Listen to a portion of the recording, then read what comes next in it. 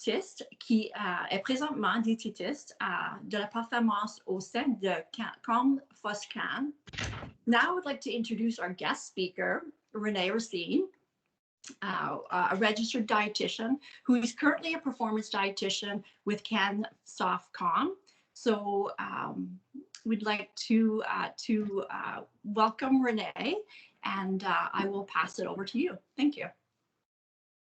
Great, thank you so much for the introduction and for putting this together. It's really great to see how many people are engaged and interested in nutrition, so that's always a good way to start my day. Alors bonjour tout le monde, c'est vraiment mon plaisir de vous joindre aujourd'hui pour parler un peu de la nutrition pour la performance. What I want to just do first is introduce myself. So I'm a registered dietitian. If you don't know what a dietitian is, essentially it's a registered professional in nutrition. So a 4-year degree in university followed by an internship, registration exam, and we're regulated through all of the different provinces across Canada. I specialize actually in sports nutrition through the International Olympic Committee. And as Michelle said, I'm working with performance dietitian within CANSOFCOM at this time. So my goal for today is just to give you a good understanding of kind of what that basic nutrition is. We're going to go through those real basics of healthy eating and then give you lots of time to ask questions and work through those answers. So the basics today will be covering our hydration, the macronutrients, so we're all on the same page with what we're talking about, and then how to shape your plate and shape your eating around your training. Alors, pour les francophones, je parle français. Si vous avez des questions en français, s'il vous plaît, demandez-les dans la boîte chat. Aujourd'hui, on va discuter les concepts de base de la nutrition axée sur la performance. Alors, vraiment, c'est une revue de base pour l'hydratation, les macronutriments et puis comment manger ou comment s'alimenter pour la performance. So performance nutrition, it's really kind of taking that basic nutrition, the things that we've always learned and hope to employ throughout our lives, and applying them to really maximize our efforts and get the most adaptations for the time that we put into fitness. So you're going into the gym, you're making time for it, or perhaps you're getting outside, going out for a run, a bike ride, whatever it is, and you're putting this time into training. So we want to enable you to be able to use nutrition to drive that, to fuel that, and get you to your goals. Now, every time I talk about performance nutrition, I get questions about supplements, which is really interesting to me coming in from the nutrition side because the biggest impact that you can have on your performance really truly comes from your everyday nutrition. The habits that you have day in and day out around meals, snacks, beverages, those really stack up and set you up for success. So if you are eating enough to meet your caloric needs and support your training, that's going to, of course, push you towards your goal. If you are eating too much or too little, of course, that can have a negative effect. And that everyday nutrition comes to more than that. So it's making sure that you're making healthy choices throughout, choosing whole foods, getting the right balance of macronutrients, meeting your targets for your micronutrients. I can pretty much sum everyday nutrition up for myself and when I'm eating and planning my meals in 3 things. So quality, quantity, and pattern. So am I choosing quality foods, nutrient dense, whole foods most of the time? Am I eating the right amount to support my requirements?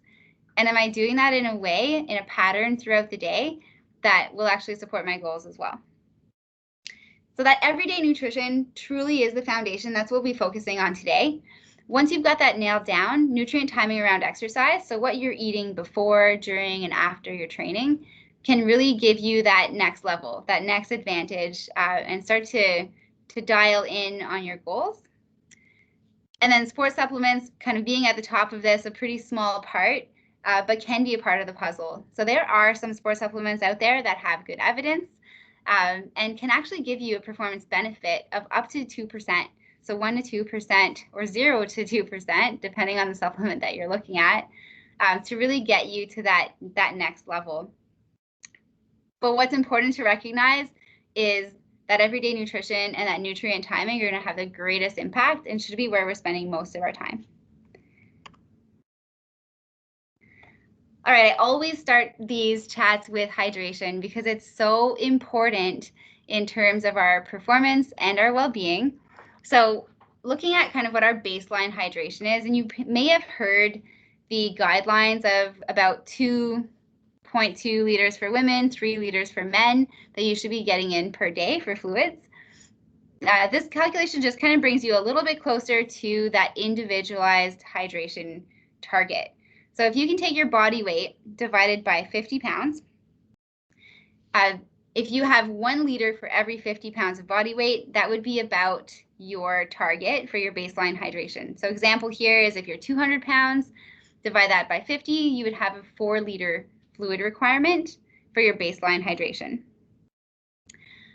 On top of that, we're looking at replacing fluid losses from training and from the environment. So what we know is that most people sweat about 1 liter to 2 liters per hour when they're training. So you don't always notice that. It might actually be just evaporating in the air or sticking into your clothes, or you lose some of the fluids through your breath as well. But the sweat losses are about that. So if you think about a good 1 hour training session, this 200-pound person in my example might actually be now at 6 liters per day. When I'm talking about hydration, it's not just water. So water should be your first choice. Ideally, that's what we're getting in most of the time, but hydration can also count your coffee, your tea, juice, milk, your smoothies, soup. There's hydration in some of the foods that we eat, if you think about like watermelon and cucumber. So hydration should be coming from a lot of sources, with water being your primary choice. Now, dehydration has an effect on not just our well-being, but also our performance. So looking at this from a well-being and active lifestyle perspective, I want you to start thinking about dehydration as something that can bring you down. So we've got to make sure that we're drinking early and often to make sure that we're preventing that dehydration. What dehydration does, for those of you who are riding desks most of the time, your cognitive performance is impaired, or if you have a job that's very important in terms of like skill or finite, or you have to have a lot of concentration, your cognitive performance is decreased if you're dehydrated. So we want to make sure that we're preventing that. At about a 2% dehydration, so that's actually by the time you've lost 2% of your body weight of fluids. So that 200-pound person loses about 4 liters of fluid.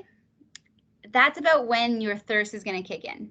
So 2%, right about when thirst kicks in. It's also when your fine motor skills start to decrease, and then your decreased overall performance, as well as your increased perceived exertion. So you could be completing the same task, and if you're well hydrated, it will feel like less work. So think about that when we're looking at our dehydration and how we want to prevent it. Now at the bottom, I have just essentially a color scale for you to look at. So if you're waking up first thing in the morning, this is your first morning pee, and you're on the left side, you're likely hydrated. So this is before the toilet dilutes your pee. So there's your hydrated colors, and then to the right is likely dehydrated. So that first pee in the morning, if it's in that color realm, obviously farther to the right, you're calling your UMS or MRI doctor or something if you're at brown. But that gives you an idea of kind of where you're at. And the reason that we use the first morning urine is to control for that for extra fluid intake. So overnight, you're going to be fasted. And so the first one in the morning is going to really show you how you did the last 24 hours. Now, if I chug a bottle of water and go pee, of course, it's going to be a little bit lighter, but make sure that that first morning urine is one that you're checking, as well as throughout the day. So if you're in that dehydrated state during the day, you've got a lot of work to do to get you back into that proper hydration. All right, I'm going to go into the macronutrients in not very much detail, just to make sure that we've all got that baseline knowledge before we get into the Q&A session. And the first one I want to focus on is carbohydrates. So carbohydrates truly are kind of the driving force when we're looking at exercise. It's our most efficient fuel for energy. essentially we eat carbohydrates and break it down into our blood in our system as glucose. Some of it will go to our blood for immediate energy, and some of it will be stored in our system as in the form of glycogen. And that means that we can tap into this carbohydrate energy later on when we need it. Now, the types of carbohydrates can be simple or complex. Simple doesn't necessarily mean bad. Simple carbohydrates are found in fruit and dairy products, but they're also found in sweets. So you want to make sure that your sources of simple carbohydrates are coming most of the time from foods that also have other nutrition benefits, like fiber and micronutrients. Our complex carbohydrates take longer to break down. Those are going to come from our grains, our legumes, and our vegetables. So more kind of like those starchy foods. Now, when it comes to vegetables and fruit, I just wanted to add this in as a reminder, but we want to include as many colors as possible. Ways that you can help yourself to do that and get variety is to choose foods with different textures, cut them up into different shapes, and really fill half of your plate or around half of your plate with different colors and different flavors of vegetables and fruit. Now, we have a really big focus on this when it comes to general health because we're looking at all of the antioxidants, the vitamins, the minerals, and the phytochemicals that have lots of health benefits and cancer-fighting properties. When we're looking at it from a perspective of performance, if you're an endurance athlete or if you're doing a lot of physical activity, these antioxidants can also help with managing inflammation. So reducing inflammation on top of all the other great health benefits. All right, the second macronutrient and probably the most popular is protein. So essentially we eat protein and break it down into amino acids. Then we can use those amino acids to rebuild muscles, tendons, bones, hormones, enzymes, everything that our body needs. And protein targets depend on your physical activity level. So depending on your stage of life and how active you are and what your goals are, you'll be somewhere between a 1.2 to 2.2 grams of protein per kg of body weight. And we'll talk in a bit about what that looks like on your plate in terms of your goals. Now, one thing to remember is that you don't want to just have all of your protein at once during the day. We want to actually space it out. So if you can have a snack or meal that contains protein every 3 to 5 hours, that would be the optimal way to space it out throughout your day. And that would be about 20 to 35 grams at a time. Now, protein sources do vary, and we actually tend to eat a lot more than what we probably actually need. So I want you to look over to the far right on the bottom for chicken. A 3-ounce chicken breast is 26 grams of protein. So you're hitting your target for that. Now, what 3 ounce looks like in food is about the size of a deck of cards. So it's quite small. If you think about the last time you ate a chicken breast, it was probably about double that size at least. So recognizing that you don't actually need a whole lot, but you can get the grams of protein that you're seeking and then space it out throughout the day.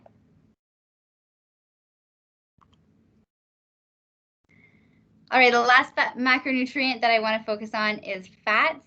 So fats are important for all of our hormones, our messengers. They help us to absorb some of the key vitamins that we need in our diet and help us feel fuller for longer. So oftentimes we hear people that are trying to lose weight, so they actually cut out fat from their diet, and you really do need it for health, but also to keep you full until your next meal, so that you're not just snacking on everything within your reach in between. Now with fats, we're focusing on unsaturated fats. That's nuts, seeds, oils, fish, avocado. Those are the ones that are related to a lot more heart health benefits, and then also reduced inflammation. On the flip side, we want to limit our intake of saturated and trans fats. So that would be those really fatty meats, the bacon, the sausage, pastries, butter, fried foods. So those can actually definitely have a place in your diet, but you want to make sure that it's not the bulk of it. All right, so good little refresher on the importance of hydration and then the macronutrients and what they do for us. Now I want you to start thinking about tailoring your plate to your training. So eating for what you just did or what you're about to do. And you really have to have an honest assessment with yourself about what your training life is, how active you are, so that you can meet your goals with your nutrition as well. So what we have here is the athlete's plate. This is actually based off of the U.S. Olympic Committee. So we consider that when we talk about the terms of easy, moderate, or hard training. It's designed for really high-level athletes, but it helps us to conceptualize what our plate should look like.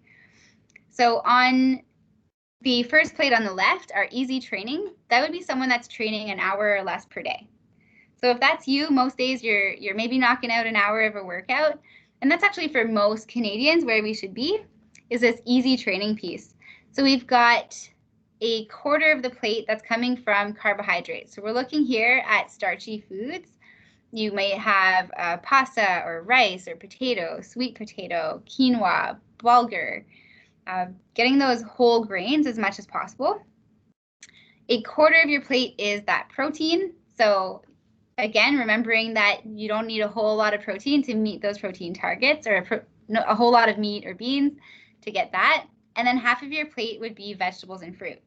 And there's your opportunity to use that side of your plate to get a lot of color and variety in your diet in terms of vegetables and fruit. Of course, you're going to add some healthy fats to that, focusing on the anti-inflammatory fats that are unsaturated, so nuts, seeds, oils, fish, avocado, and then making sure that you're well hydrated. Now, if you move to the middle plate, that's your moderate training. So this would be someone that's training at very high intensity for an hour, or training for more than an hour, or perhaps you're doing 2 training sessions per day.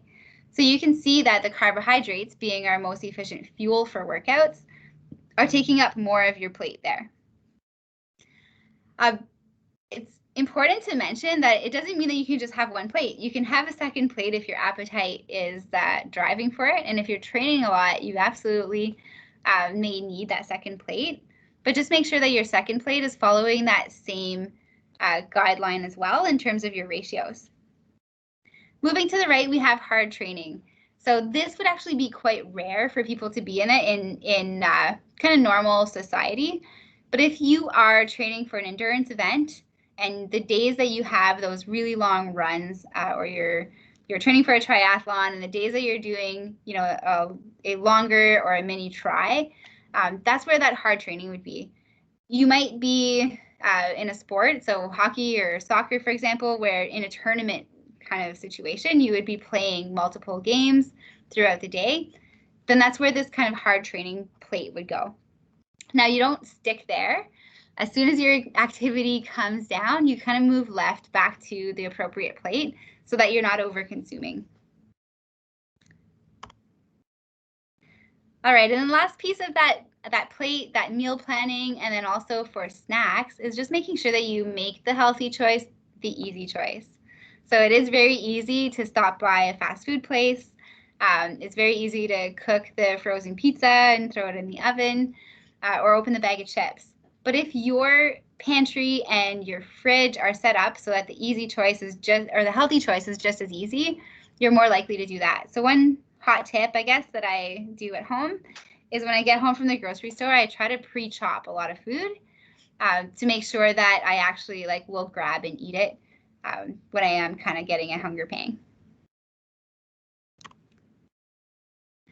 All right, I'll touch very briefly on that nutrient timing around exercise. Again, realizing that everyday eating is really the key, but that nutrient timing can take you to that next level and really set you up for success to get the most out of those training sessions, get the most adaptation, and then also recover so that you can train again.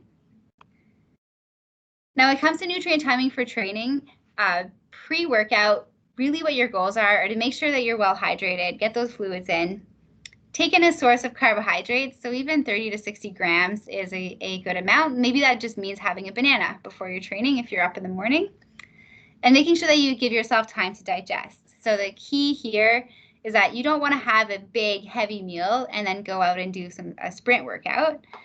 You want to just tailor what you're having before your workout. The closer you get, the less food that it is, and the more carb focused that your pre-workout would be. And we can talk during the Q&A if people have questions about that, absolutely. During your workouts, if your workout is less than an hour, water is really all you need. So making sure that you get it in and that you structure it into your workout and have it available.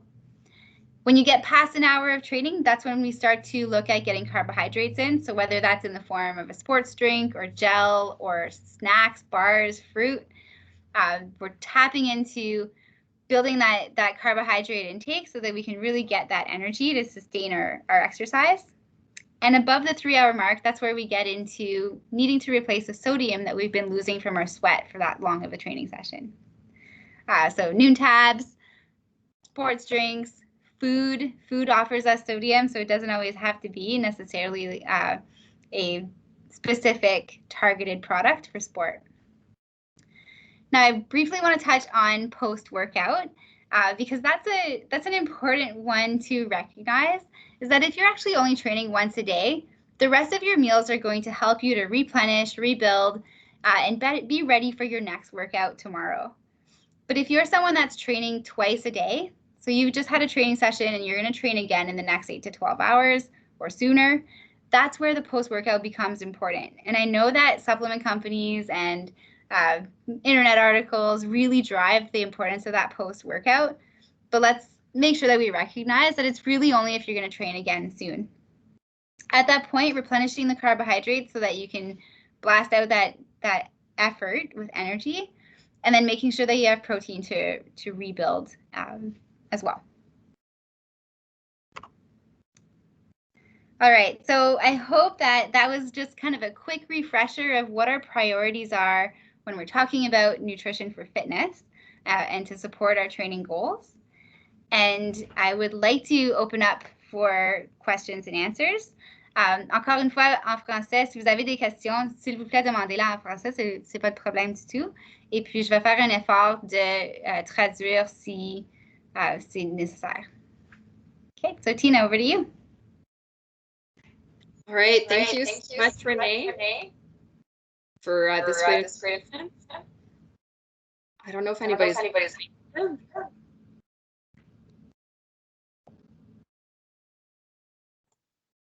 all right, so if you just yeah, questions, please feel free to raise your hand. Okay, there is an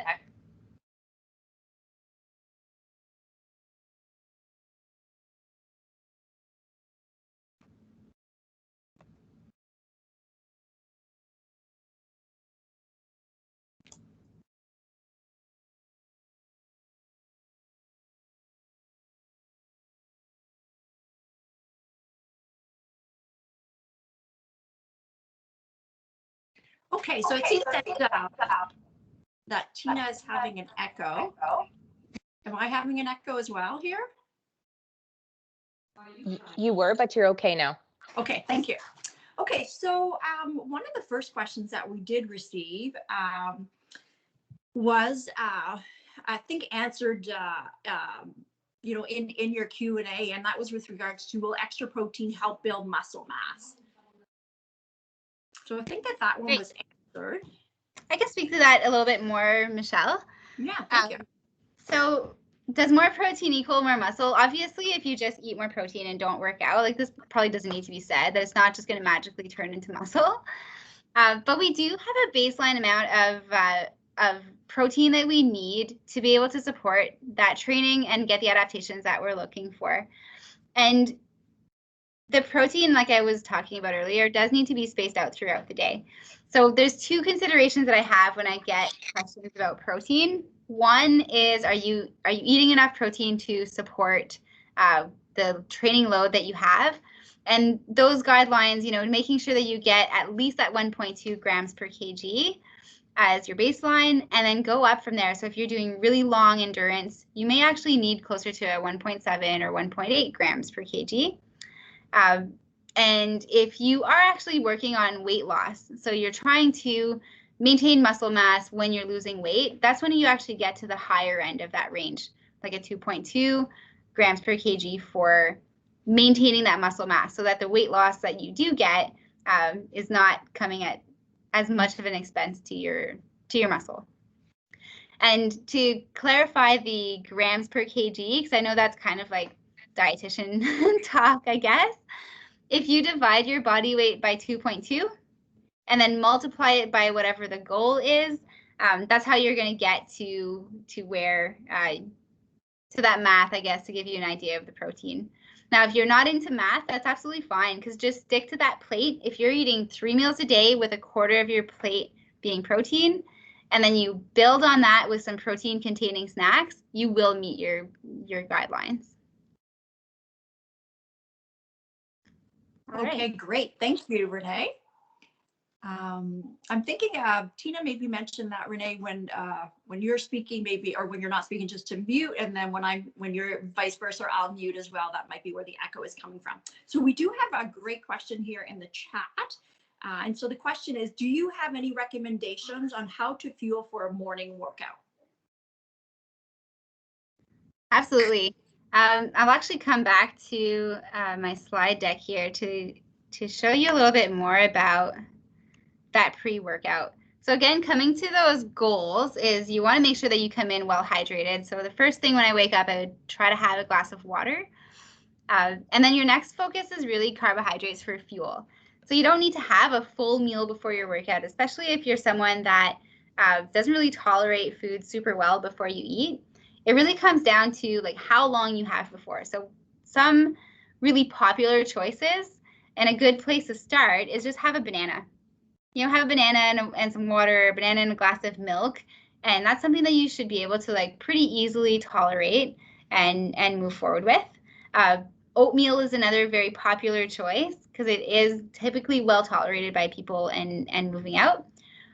What I would avoid with my breakfast is going too high fat. So what fat does, it really does slow down how quickly things actually get absorbed and leave your gut, which is really great if you're looking to maintain that feeling of fullness throughout the day and prevent, extra snacking. But if you're about to work out, feeling like you have a brick in your gut is not going to feel great during your training. So I would stay away from, the bacon, cheese, eggs, like really fatty, bacon, cheese, and egg sandwich or something like that probably wouldn't be my go-to. I would trend more towards an oatmeal and berries or something really light if I'm going to train right away. Now, when we look at pre-workout, it comes down to how long you have before you train. So if you're someone who wakes up really early, you're a 5 a.m. wake up and you're not going to train until 8 o'clock, then you can essentially have a full breakfast, but just make sure that you're putting a focus on getting those carbohydrates in. So include the piece of toast, include some fresh fruit or the oats to get that. If you're an hour or two before your workout, this is where I would go a little bit lighter.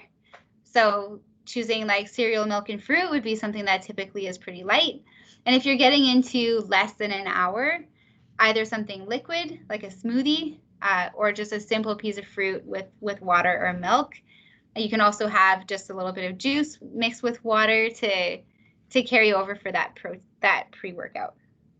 So the important thing is that you really recognize, okay, carbohydrates are going to fuel my training. So what I'm going to get is a higher quality, higher output training session. So focus on getting those carbohydrates in. I would prevent or try not to have too many of your training sessions fasted because they are going to be lower quality. You're not going to get as much out of them. So hopefully that answers your question. Remember that this is quite individual. So I personally can eat a banana and then go for a run. But if I eat an apple, I'm out. I'm getting gut cramps and can't tolerate it. So it's trial and error. If you try something and you find that you really just can't work out off of that, try something different and kind of look at your timing in the morning and how well you tolerate things. All right, so next question, I'll toss it to Isabelle Clément, who's had her hand up. I saw that you also shared your question in the chat. If you want to unmute Isabelle to elaborate, please feel free to do so. Go ahead. Thank you, Tina. Good morning. En fait, Renée, on entend souvent des commentaires sur les poudres de pre-workout avec beaucoup de caféine et beaucoup de sucre. comment on fait pour avoir le healthy choice, the easy choice au lieu de ces poudres-là? OK, merci beaucoup, Isabelle.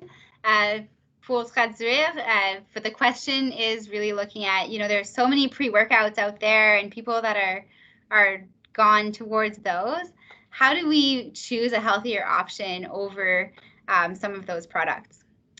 Alors, Isabelle, pour commencer, j'aimerais vraiment montrer que comme les suppléments sont pas tous de bonne qualité, qui sont sur le marché. Alors, c'est vraiment important, si vous choisissez un supplément, de regarder pour le third-party testing qu'on cherche sur l'étiquette. Mais tu peux certainement le faire avec la nutrition. Alors, la meilleure chose, c'est vraiment l'hydratation. Quand les gens prennent un pre-workout, c'est l'eau vraiment qui aide le plus avec la performance. Alors, faire certain que vous êtes bien hydraté. Prendre des glucides, alors carbohydrates, qui sont d'une source comme un fruit ou avec la nutrition qui est là. Mais si la caféine, pour vous, ça aide avec votre endurance, alors il y a plein d'évidences. Prendre un café ou même même des pilules de caféine, ça aiderait aussi. Alors, pour moi, ça serait vraiment de l'eau, un café, puis un fruit comme mon pre-workout ultime. So I'll answer that in English as well. So first off, when we're talking about pre-workouts, they're not all created equal, and there are a lot on the market that are just not regulated. So if you are choosing a powdered pre-workout, I encourage you to look for third-party tested products. So that might be NSF, Informed Choice. You'll see a little logo on that pre-workout showing that it is actually something that is third-party tested and you're getting what you're paying for and not contaminated. The second piece of that is I would actually look, if you are choosing a pre-workout, not to get into the supplements, but choose something that is just sugar and caffeine rather than a stacked workout that has a ton of different ingredients, because that actually just runs more and more risk of having issues and contamination. Now, my number one choice is always food first. So those products are useful, specifically like protein powders. If you have a gap and you're having a hard time kind of getting protein into your diet, those products really can be useful. And pre-workouts, I think the greatest benefit that they have is that they make you drink water. It's that simple. But you can hit those targets with food. So if you're looking for hydration, getting the water in. If you're seeking out the carbohydrate, so getting that energy for your workout, have some fresh fruit or some juice so you can mix that into your pre-workout choice. And then caffeine does have really great evidence for helping to have that higher performance for workouts, specifically endurance. So coffee is definitely an option for that as well, or a caffeine gum or supplement, on its own, not stacked with other products, can be an option too. Alors Isabelle, j'espère que ça répond à ta question. Oui, merci. En fait, I really wanted to have knowledge because I feel that there's a number of people that will go for these quick fix or kind of high, and I was unsure if they were really really bad for you, and kind of wanted to have a better healthy solution for them. So thank you very much. You're welcome. Isabelle, I can actually send you some information on third-party testing. So if people are really hooked on, maybe the placebo or the effect of the supplements, they can at least make better choices. But I would definitely guide them to a food-first approach. Awesome. Some great questions coming in here. So we have one, maybe a little more on general nutrition. So the question is there a way to help in reducing the bloating feeling after eating legumes? Or are there certain legumes that have less of this effect? Good question. There are certainly, and this is actually very important if you are kind of an endurance athlete and you don't want to just be feeling bloated and running, but definitely just for that well-being piece. Legumes are a really great way to get those plant proteins in and high fiber. If you're not someone that's already eating a lot of those, introducing them slowly is a good strategy, and making sure that you have lots of water with them so they do move through your system. They do absorb water as they go through the intestine, so make sure that you're well hydrated when having them. In terms of like getting some that are less kind of gassy, one that for most people isn't too gassy is soy. So if you buy soy, it's actually like a bean curd, and the process that they go through, that high temperature that they go through to make the soy products, actually help with reducing gassiness. Another thing is if you're dehydrating beans yourself or cooking them yourself, just make sure that you're cooking them fully. So dehydrating them fully, take that extra time to do it overnight. For most of the beans anyway. Lentils you can actually cook right away. And make sure that you are, cooking them fully. It really does come down to individuals, but from my experience talking to people, some chickpeas and black beans tend to be pretty well tolerated in terms of gassiness, but it comes down to you and your gut and your microbiome and how you tolerate. So I would just recommend trying different lentils, beans, chickpeas, and seeing which ones work best for you. Excellent, thank you. So another question here. Does age become a factor with nutrition/hydration for endurance athletes? Hence, more or less of items for older athletes, specifically for triathlons and triathlon training? That's a great question. Thank you. The guidelines for hydration and fueling. So first off, let's look at the full day. So if we're looking at your actual caloric requirement for the day, unfortunately, as we age, we do actually slow, our metabolism does slow, and we don't get as many calories. So that's a truth. But it's not a huge amount. And usually when people kind of put that thought pattern out there, it's that our activity levels change as well. So I wouldn't recommend that you're counting calories and adjusting based on your age, but I would definitely take some time to track what it is that you're eating and see if that's working out in terms of managing and maintaining your body weight. What we see often with endurance athlete, ultra endurance athlete, triathlon, is that your expenditure is so high that oftentimes we see people in low energy availability. And what that means is that you actually get you take in so many calories a day, and then you burn a certain amount from your training. And what's left is what's left in the tank for your metabolism, for all of your different hormone building, all of your body processes. So what's left in the tank is our energy availability.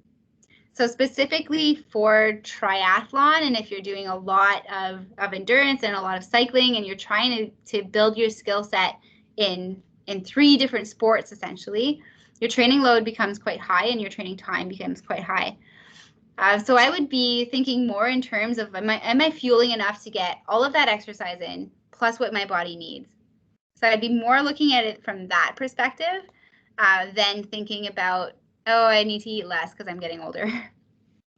In terms of hydration, there are differences between individuals.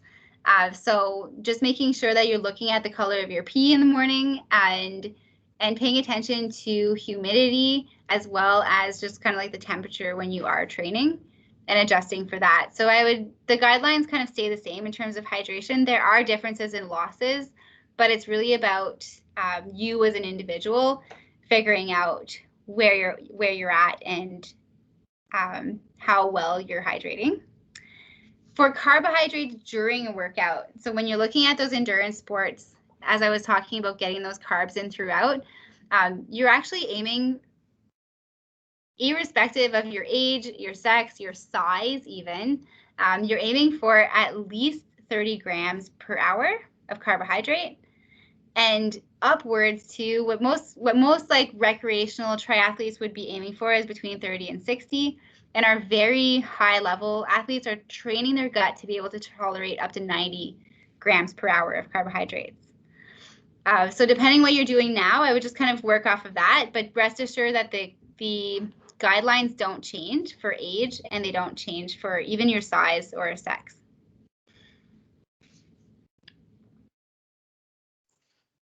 Excellent. And so we have time for one last question before we wrap up. So the last one actually that's in the chat here is we've touched upon protein powders, but perhaps you can elaborate when choosing protein powders, what are the important things to look for to choose a good quality protein powder? Great, thank you. Really for protein for me is looking at one that I actually enjoy. So the first thing is I just rule out anything that's not third-party tested. I probably have here. I happen to be in my office, and you can probably see on here, you'll see this logo. So NSF is one of the logos you'd be looking for, or informed choice.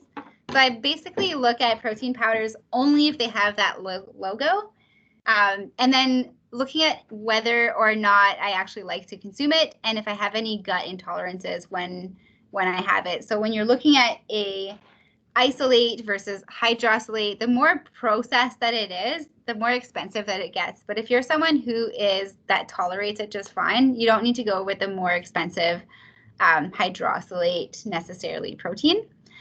Someone with lactose intolerance or just like general gut intolerances may want to go to that more processed protein just for that digestibility. If that's not you, I would honestly just look at third-party tested and then what do I like to drink? Because when we talk about getting protein shakes in, the purpose of that is that you're perhaps not getting it through your diet. So make sure that you're just choosing something that you enjoy, that mixes well in like smoothies or whatever it is that, whatever your best method is for preparing it.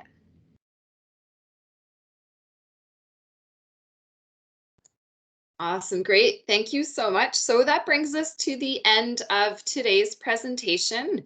So we'd like to thank Renée for a wonderful session today and also thank participants for your attendance.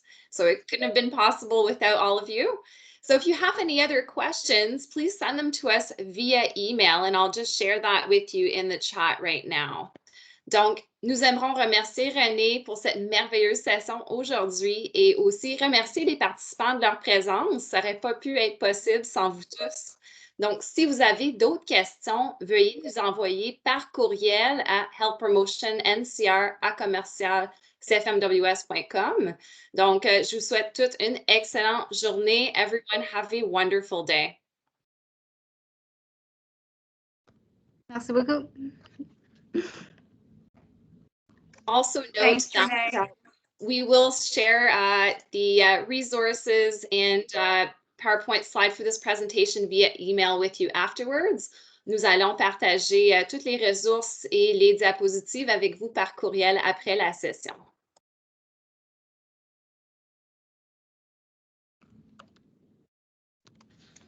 Thank you so much, Renée. That was wonderful. And you're so lovely to hear. I love your down-to-earth approach and just so practical. Thank you. Thank you so much.